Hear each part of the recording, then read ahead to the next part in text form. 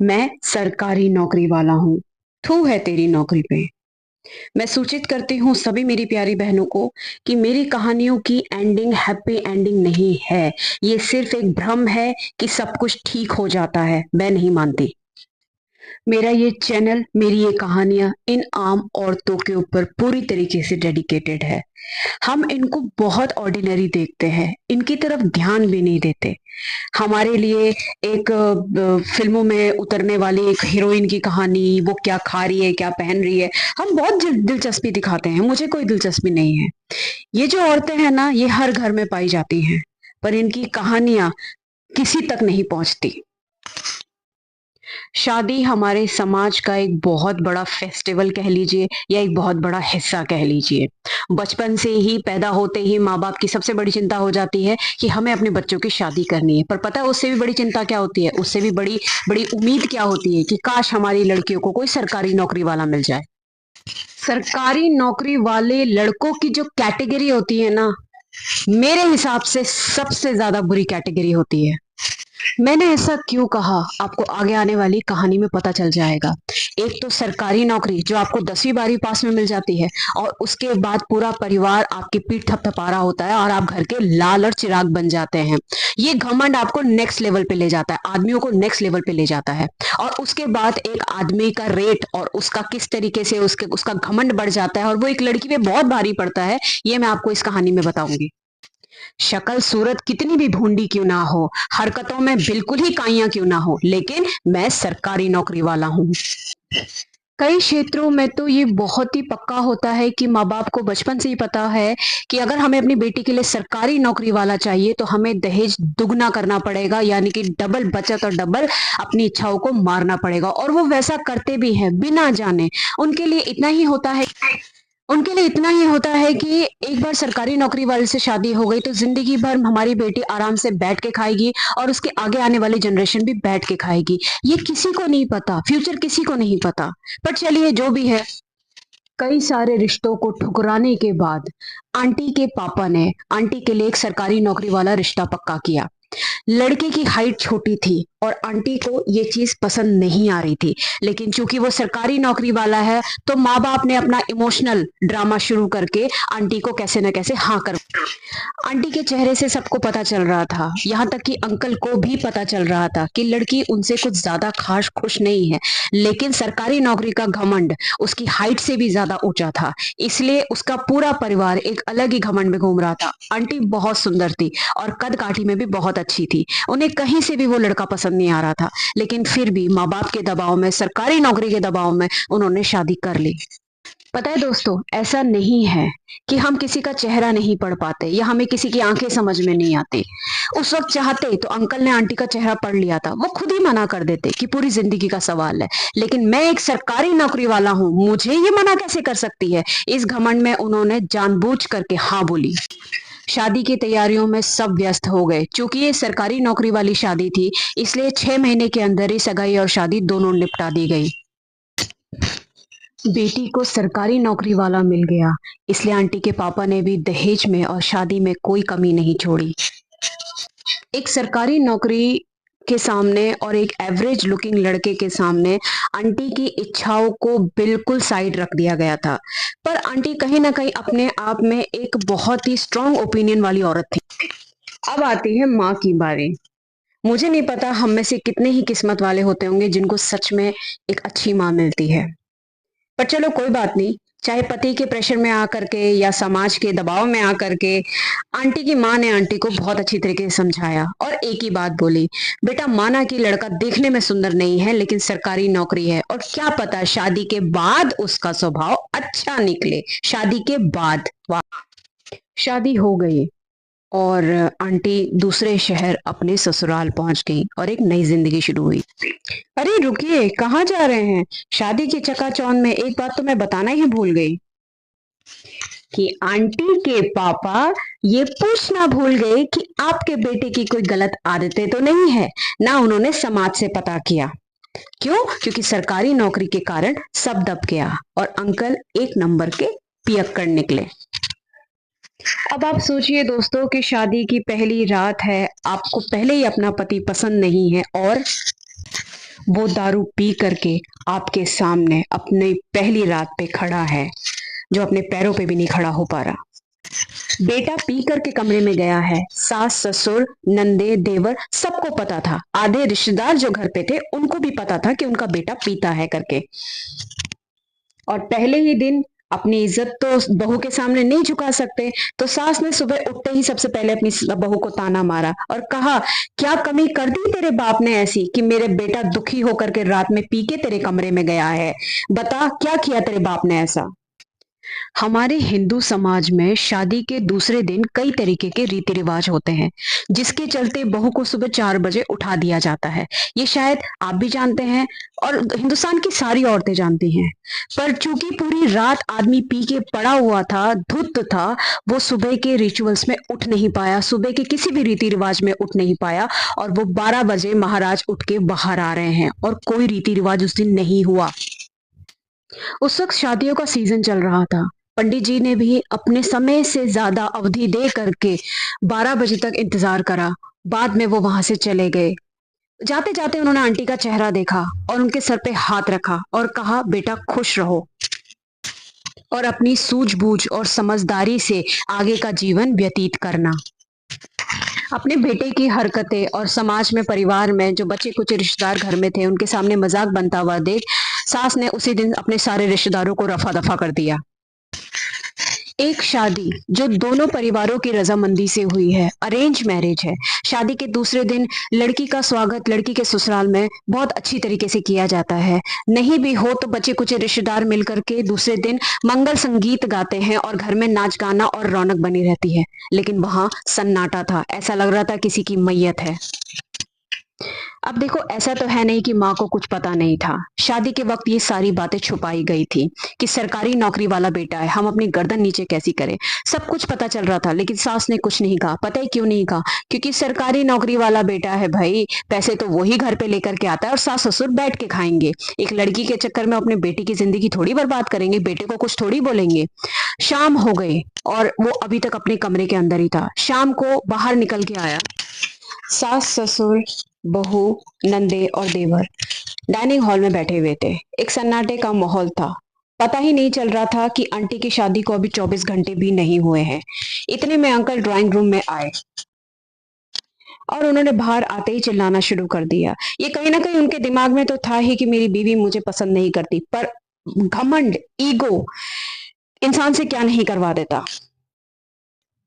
Aunty की सास बिल्कुल ही निरुपमा रॉय बन करके भागे भागे अपने बेटे के पास आई और कहा, अरे मेरा लाल तो उठ गया, आजा आजा, मिल करके हम बहू के घर से आए हुए तोहफे देखते हैं। अंकल ने ये बात सुन करके पता है क्या कहा? कहा, इसके बाप की क्या औकात है कि वो मुझे तोहफे देगा? जितने के उसने मुझे तोहफे दिए ना, इतने की तो मैं बियर पी के मौत देता हूँ। और सच में उसने तोहफे में सबके सामने मूत दिया, सुसु कर दी। कुछ लीजर टाइप के लोग होते हैं ना फैमिली, जो बाहर से चकाचक घर आपको दिखेगा और बिल्कुल ही प्रेस्ड शर्ट पैंट में आपको आदमी दिखेगा। वो किसी के घर से आई हुई 4 दिन पुरानी सब्जी भी ना चाट चाट के खाते हैं। अंकल उसी कैटेगरी के थे। दूसरे दिन पगफेरे के लिए ससुराल जाना था, तो सुबह सुबह नाई के पास जाके दाढ़ी मूछ बनवा करके बेशर्मों की तरह पगफेरे के लिए तैयार हो गए। पता है ये बेशर्मी कहाँ से आई? ये बेशर्मी आई है सरकारी नौकरी से और घर वालों के चढ़ा देने से। इस घटिया आदमी के चेहरे में थोड़ी सी भी सिकश नहीं थी। इसको बिल्कुल एहसास नहीं था कि कल उसने ड्राइंग रूम में सबके सामने अपनी बीवी के तोहफों पे मुंह दिया था। अब जैसा कि शादी के बाद पहली बार बेटी और दामाद घर आए हैं, तो घर वाले खुशी खुशी स्वागत करते हैं, कई तरीके के पकवान बनाते हैं। ऐसा नहीं है कि आंटी के माँ बाप ने आंटी का चेहरा नहीं देखा हो, लेकिन ये हमारे समाज में ना, जिन नई लड़कियां जवान हो रही है, जिनकी शादियां हो रही है ना, उनको भ्रमित किया जाता है ये बोल करके कि शादी के बाद लड़की पराई होती है। नहीं, शादी के 1 सेकंड बाद लड़की के माँ बाप पराये हो जाते हैं। उन्होंने पूछने तक की कोशिश नहीं की। शादी के बाद पगफेरे के लिए आई हुई आंटी को एक दिन वहां अपने पति के साथ रुकना था, लेकिन 1 घंटे बाद ही अंकल वहां से भागने की कोशिश करने लगे। आंटी ने बहुत समझाया। उन्होंने बोला, सुन कुतिया, मेरा पीने का टाइम हो रहा है। तेरे बाप में इतनी अक्ल तो होगी नहीं, सरकारी दामाद वाला उनको मुफ्त में फंस गया उनसे, वो कौन सा मुझे पूछेंगे कि बेटा कुछ पिएगा या नहीं पिएगा। जा रहा हूं मैं अपने घर, तू पड़ी रहे यहाँ अपने बाप के पास। आंटी ने अपने माँ-बाप से बहाना बनाया कि ऑफ़िस से कॉल है, इनको जाना पड़ेगा। वो चाहती तो आंटी अपने माँ-बाप को सब कुछ बता सकती थी, पर आंटी ने आते ही अपने माँ-बाप की आँखों में कुछ ऐसा पढ़ लिया था कि बेटा ये अब तेरा घर है, तुझे सँभालना है। हमने अपनी ज़िम्मेदारी पूरी कर दी। दिन-ब-दिन हालात बद से बदतर होते जा रहे थे। आंटी की सब्र खत्म हो गई थी। सास-ससुर का भी ये रवैया कि हम अपने बेटे को कुछ नहीं कहेंगे, क्योंकि वो सरकारी नौकरी वाला है और उसका पैसा घर आता है, जिसकी आधे की तो वो दारू पी जाता था और बाकी बचे हुए पैसे उसकी जेब से उसकी सास निकाल लेती थी अपने खर्चे के लिए। इस दौरान आंटी ने 2 बच्चों को भी जन्म दिया। मैं आपको एक बात बता देती हूँ, बच्चे होना प्यार की निशानी नहीं होती। बच्चे फिज़िकल रिलेशनशिप से होते हैं, जिसके लिए कई रिश्तों में प्यार होता ही नहीं है, सिर्फ़ एक समझौता, एक ज़बरदस्ती होती है। बच्चों की ज़रूरत और अपनी ज़रूरत को देखते हुए, घर के हालात को देखते हुए आंटी ने थोड़ी हिम्मत दिखाई और उन्होंने नौकरी ढूँढना शुरू कर दिया। आस-पड़ोसियों से पता चला तो कुछ फैक्ट्रियों में कई तरीके की नौकरियाँ निकल रही थी।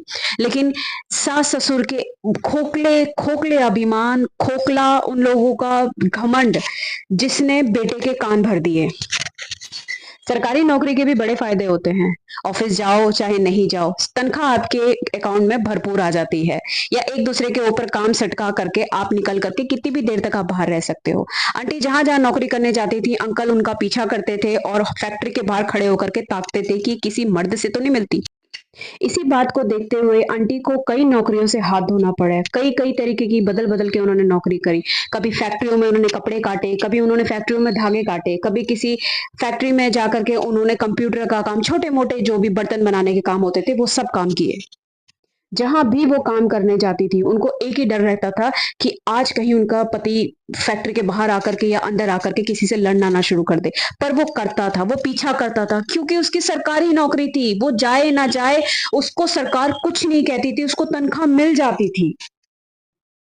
अंकल के पास सिर्फ एक ही तरीके का घमंड था, वो था उसकी सरकारी नौकरी और माँ-बाप का फुल सपोर्ट। उनको ये चीज़ बहुत अच्छी तरीके से पता थी कि मेरी बीवी मुझे पसंद नहीं करती और वो उनकी मेल ईगो को कुछ ज़रूरत से ज़्यादा ही हर्ट करती थी। कौन-सी मेल ईगो? जो आए दिन पी करके इंसान को हगने-मूतने का भी पता नहीं है, वो मेल ईगो। और इसमें सरकारी नौकरी वाले आदमी ये चाहता है कि औरत अपने आप को पूरी तरीके से खत्म करके उस पे समर्पित हो जाए।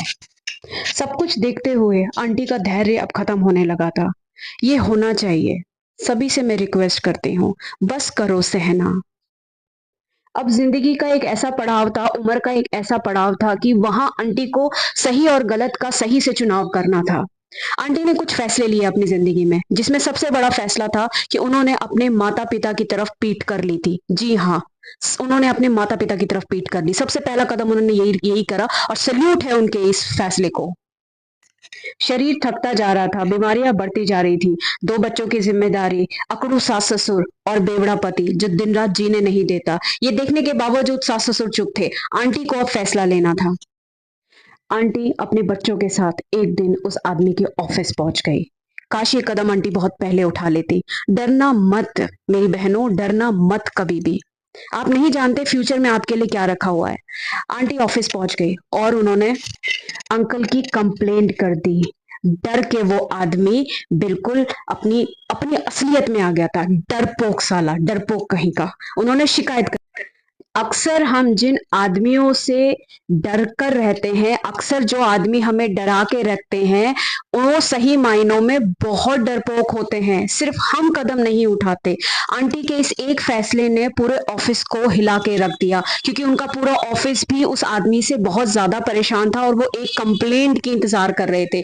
ये होते ही उसके बॉस को जो सबूत मिला, उसके बॉस ने उसकी ऐसी-तैसी कर दी। आपको क्या लगता है दोस्तों, ये जो फैसला आंटी ने लिया, क्या सब ने आंटी की वाहवाही करी होगी, शाबाशी दी होगी?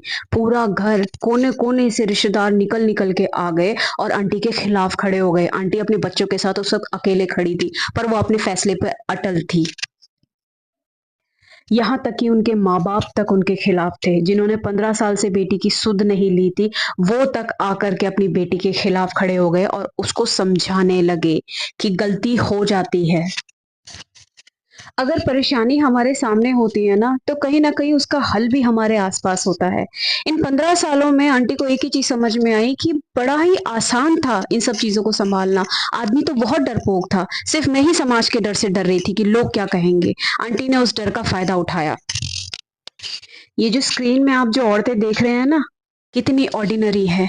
किसी भी तरीके के सिल्की बाल और मिल्की गाल नहीं है इनके, लेकिन हौसला है। आंटी ने अपने पुराने ऑफिस के, पुरानी फैक्ट्री की औरतों को इकट्ठा किया और हाथ जोड़ करके अपनी पुरानी फैक्ट्री के मालिक से नौकरी पे वापस आने की उन्होंने दरखास्त लगाई।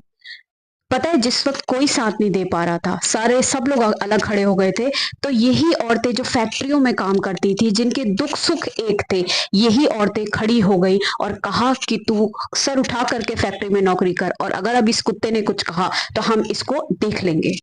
अगर आप यहाँ तक पहुंचे हैं यानी कि आपने इस कहानी को पूरा सुना है, जिसके लिए बहुत बहुत धन्यवाद। आप हैप्पी एंडिंग ढूंढ रहे हैं। हैप्पी एंडिंग वो नहीं है जो आप सोच रहे हैं कि अंकल सुधर गए और दोनों की लाइफ फिर से ट्रैक पे आ गई। नहीं, इतना दुख देने के बाद कोई भी इंसान आपका अपना नहीं होता। हैप्पी एंडिंग सिर्फ इतनी है कि आंटी ने अपना घर नहीं छोड़ा, उन्होंने नौकरी करी, लोगों का सामना किया और पूरी ईमानदारी से अपने बच्चे पाले और इन सब चीजों में दूसरी आंटियों ने उनका बहुत साथ दिया।